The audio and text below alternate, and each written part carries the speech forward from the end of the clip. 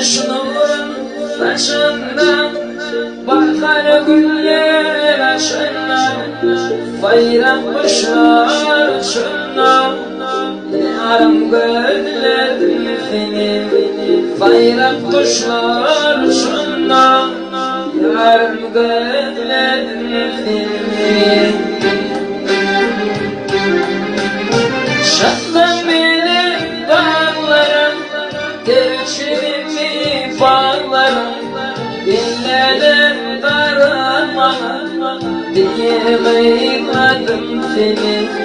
Dinledim darama diye kıymadım seni.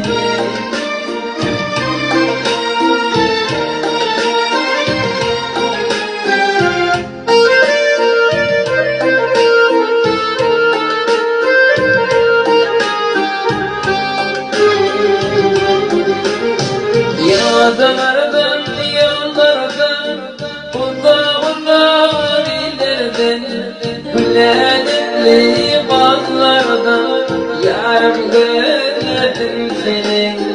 Gülenli bağlardan, yarım gözledim seni. Yine ağlarım ben, yarım gözlemedim. Kara gözler içinde, lelem gözledim seni. Kara gözler içinde, yarım gözledim seni.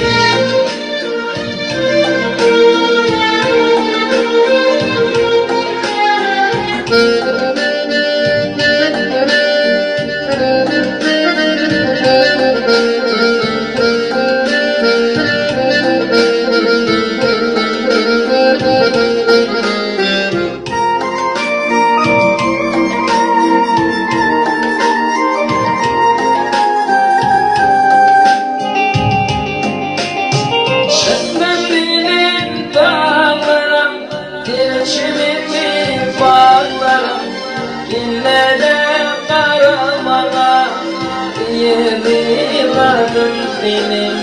Dinledim karamana diye kıymadım seni. Lelem gözledim seni, lelem gözledim seni.